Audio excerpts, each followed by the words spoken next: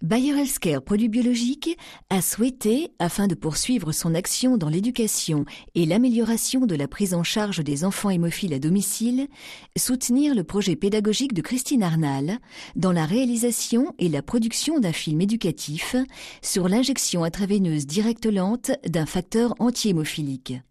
Ce film est un outil de formation à utiliser par les enseignants d'éducation thérapeutique de l'hémophilie. Comprendre, imager, apprendre, maîtriser. Tels sont les objectifs de ce film. Lavage des mains, reconstitution, injection. Ce film présente aux parents souhaitant prendre en charge le traitement de leur enfant hémophile, le déroulé et l'explication étape par étape de l'administration du facteur de coagulation. Ainsi, au détour de l'histoire de Sébastien, hémophile sévère, vous allez assister aux différentes étapes de l'injection d'un facteur anti-hémophilique par un parent.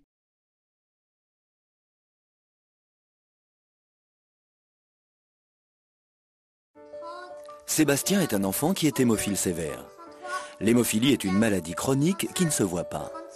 Sébastien peut jouer avec sa petite sœur, ses parents participent à la prise en charge de sa maladie au quotidien. Que ce soit pour un traitement prophylactique ou curatif, l'apprentissage de la prise en charge de l'hémophilie au quotidien, au domicile, passe certes par la connaissance des petits moyens de traitement. Mais il passe aussi par l'apprentissage de l'injection d'un facteur anti-hémophilique directement dans le système circulatoire.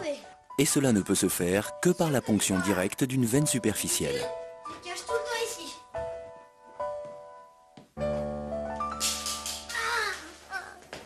Qu'est-ce qui s'est passé, Sébastien?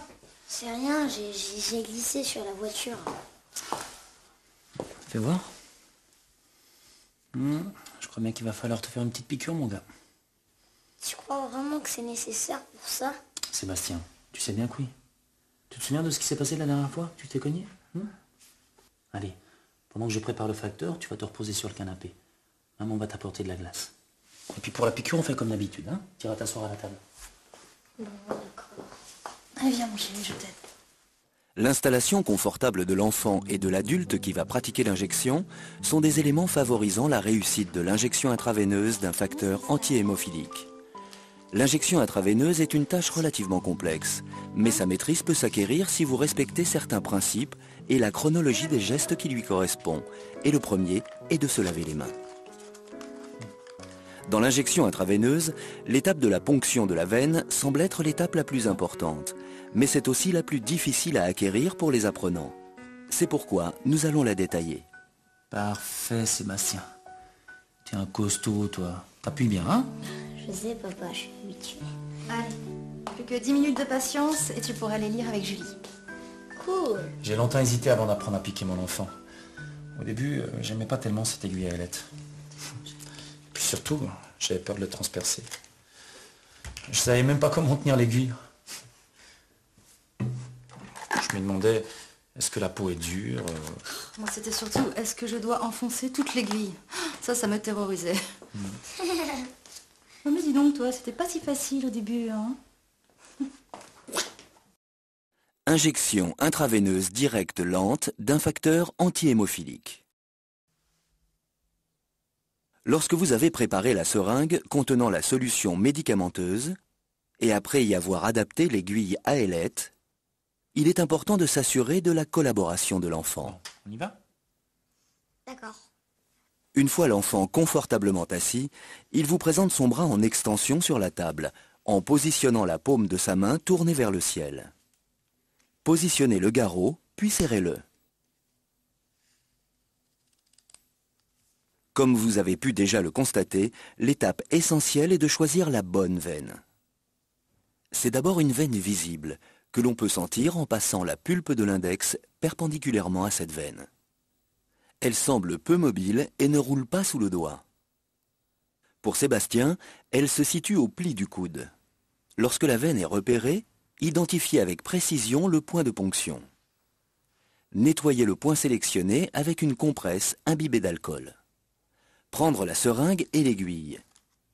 Poser la seringue sur la table et saisir l'aiguille par les ailettes avec le biseau tourné vers le ciel. Nettoyez une nouvelle fois le point sélectionné.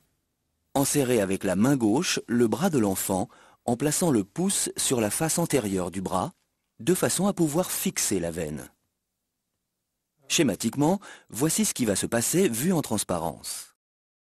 Avec un geste franc, vous dirigez l'aiguille vers le point de ponction avec un angle d'environ 25 degrés. Elle pénètre lentement dans la peau. Dès que l'aiguille pénètre dans le réseau veineux, observez le sang qui reflue dans la tubulure. À ce moment-là, arrêtez-vous. C'est le signe que vous êtes dans la veine. Lorsque l'aiguille est dans le trajet veineux, l'angulation de l'aiguille doit être modifiée pour cathétériser la veine. Il s'agit donc de mettre l'aiguille dans un axe parallèle au bras, puis de continuer d'enfoncer l'aiguille dans la veine jusqu'aux 3/4 de sa longueur. Cette étape donne sa stabilité à l'aiguille et permet de poursuivre les étapes suivantes en toute sécurité. En coupe, observez l'aiguille qui progresse dans le trajet de la veine sans la transpercer, grâce à son caractère biseauté. Voici ce qui se passe vu de l'extérieur. Lorsque l'aiguille pénètre doucement et sans forcer dans la peau, vous n'avez dans la main qui tient l'aiguille aucune sensation. Dès que vous voyez le sang refluer dans la tubulure, arrêtez-vous. C'est le signe que vous êtes dans la veine. Sous un autre angle, observez l'angulation de l'aiguille et sa progression.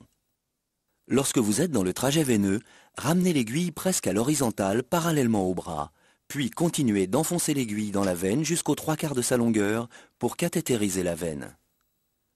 De profil, observez ce qui se passe et le mouvement de l'aiguille.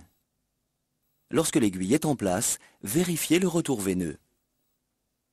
En aspirant doucement avec la seringue, le sang monte dans la tubulure. Prenez alors le corps de la seringue avec la main gauche et desserrez le garrot avec la main droite. Puis la main droite va lentement pousser le piston pour injecter le facteur anti-hémophilique.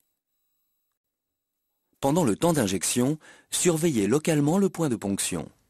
Au moindre signe de gonflement ou de douleur, vous devez interrompre l'injection. C'est le signe que vous n'êtes plus dans le réseau veineux. Lorsque le facteur anti-hémophilique est entièrement injecté, la seringue est vide.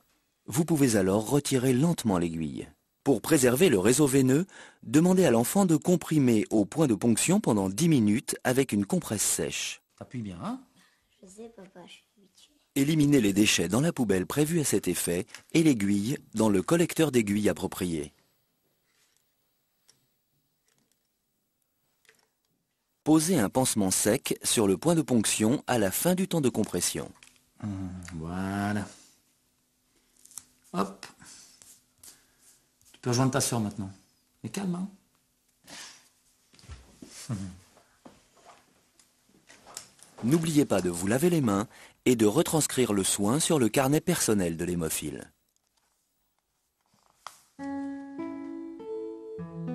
Récapitulons les étapes importantes de la réalisation de l'injection d'un facteur anti-hémophilique par voie intraveineuse directe lente. Se laver les mains. Dans un lieu calme et éclairé, demandez à l'enfant de vous présenter son bras en extension sur la table, en positionnant sa paume vers le ciel. Serrez le garrot autour du bras au-dessus du coude et identifiez avec précision le point de ponction. Nettoyez avec une compresse imbibée d'alcool le point sélectionné. Prendre l'aiguille par les ailettes avec le biseau tourné vers le ciel. Dans le trajet de la veine, piquez lentement la peau en inclinant l'aiguille avec un angle d'environ 25 degrés jusqu'à voir le sang refluer dans la tubulure. Dès que le sang reflue dans la tubulure, c'est le signe que vous êtes bien dans le trajet veineux.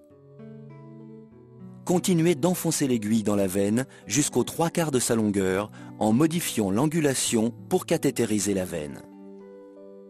Vérifiez le retour veineux en aspirant doucement avec la seringue. Si le sang reflue toujours dans la tubulure, desserrez le garrot. Vous pouvez alors injecter lentement. Lorsque le facteur anti-hémophilique est entièrement injecté, retirez lentement l'aiguille et demandez à l'enfant de comprimer pendant 10 minutes au point de ponction.